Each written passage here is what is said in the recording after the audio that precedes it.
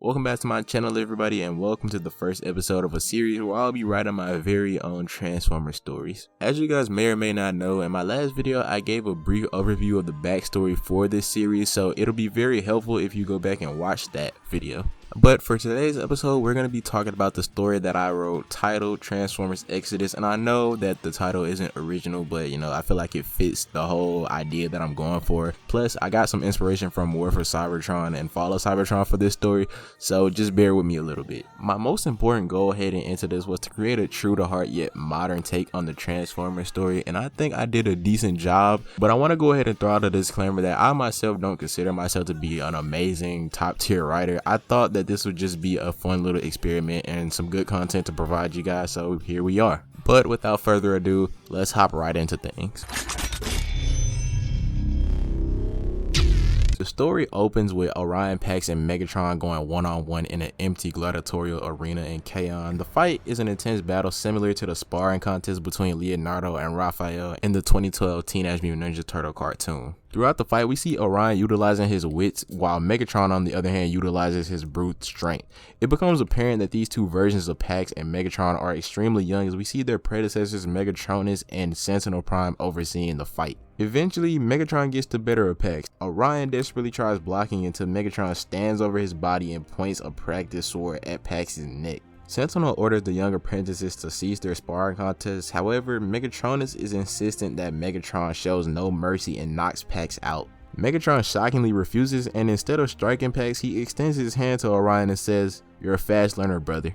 Orion grabs Megatron's hand, allowing Megatron to help him stand, while Megatronus walks up sarcastically clapping his hands. "Magnificent, you two. Now I see that neither of you are truly worthy of being primes. One too weak to finish the job, and one too weak to even win the battle.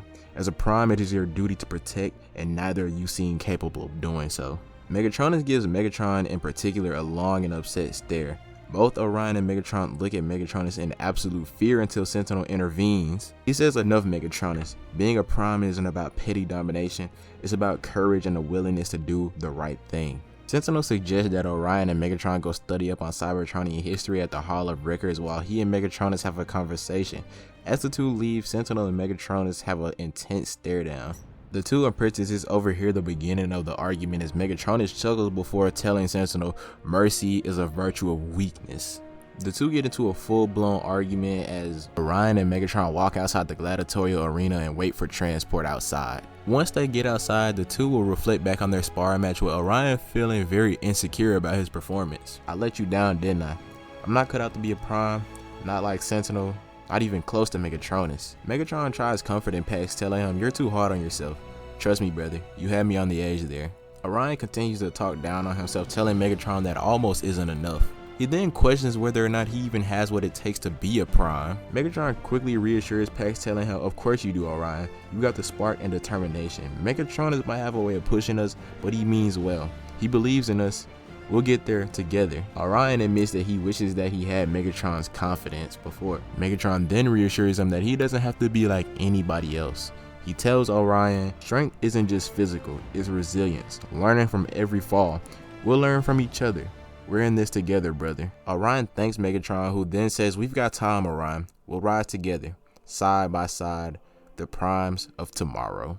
I feel like this first scene is very strong as it sets up multiple different important plot points. Since there are no humans for the audience to relate to in this story, I decided to give the Transformers relatable traits, which brings us to Orion Pax's character arc. If I'm not mistaken, a character arc consists of a lie, a ghost that supports that lie, a want, and a need.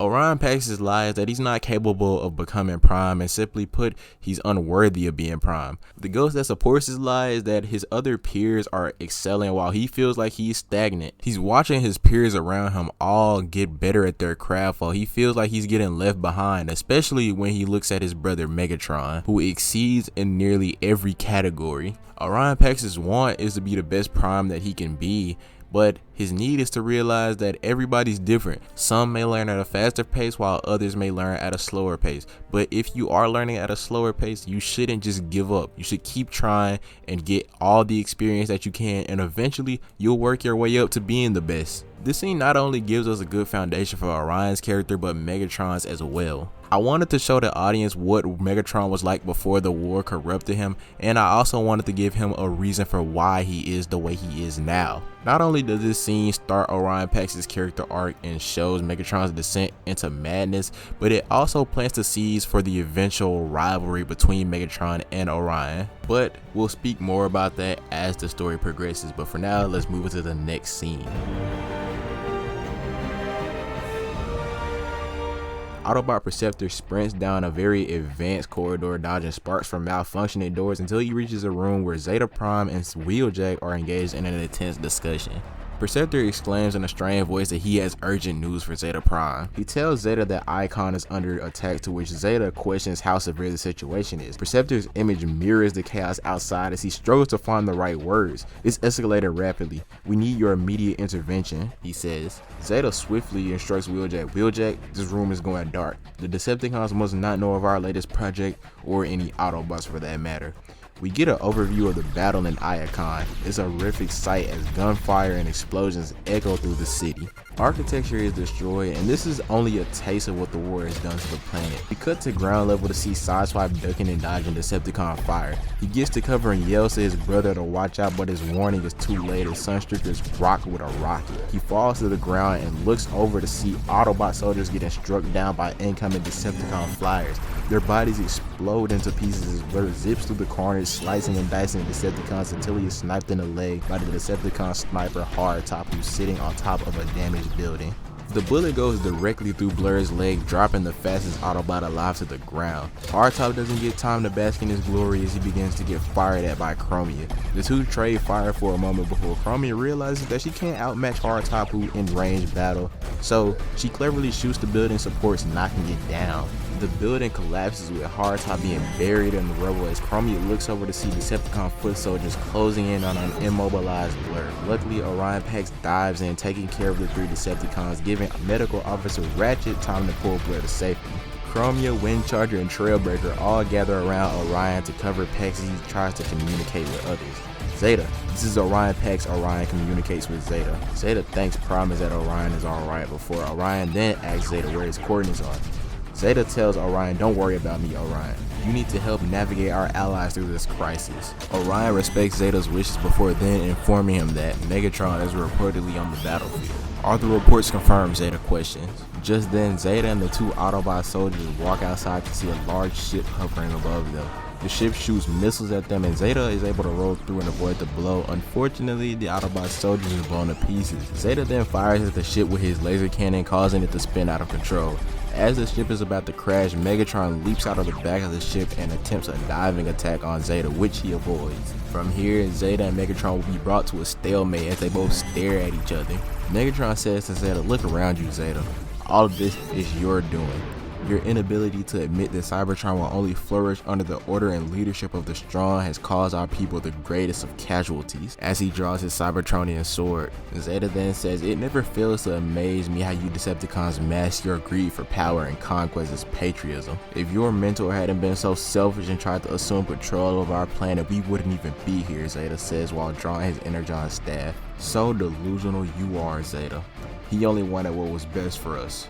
For all of us, Megatron says. Megatron begins charging towards Zeta and the two clash and begin to brawl. I feel like this dialogue is very helpful in establishing both the Autobots and Decepticons' ideals. It kinda gives the audience a grasp of what the two sides are fighting for without just outright coming out and saying it to you.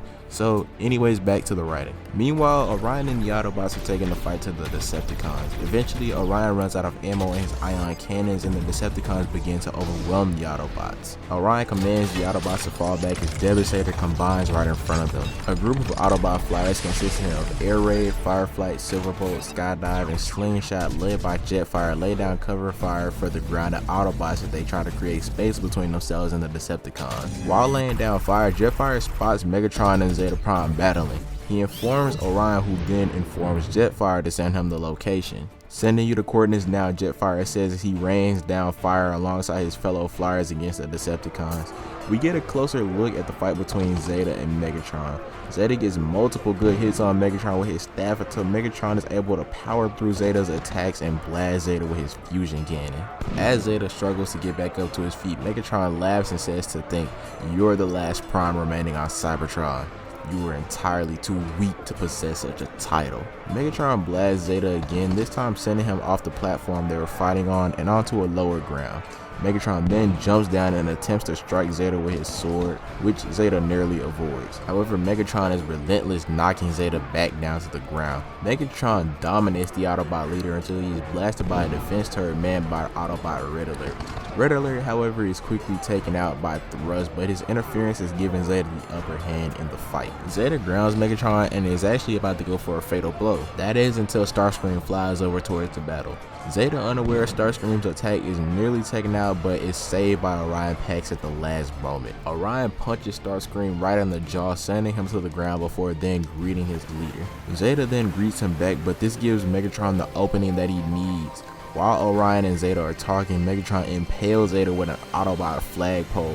Zeta collapses to the ground as Orion looks on in disbelief. The two former brothers have a quick but intense stare down at each other until Starscream lays Pax out from behind. Starscream then points a gun towards the head of the unconscious Orion before Megatron stops him. Starscream then says, "But Megatron, this is our opportunity to finish the Autobot rebellion once and for all."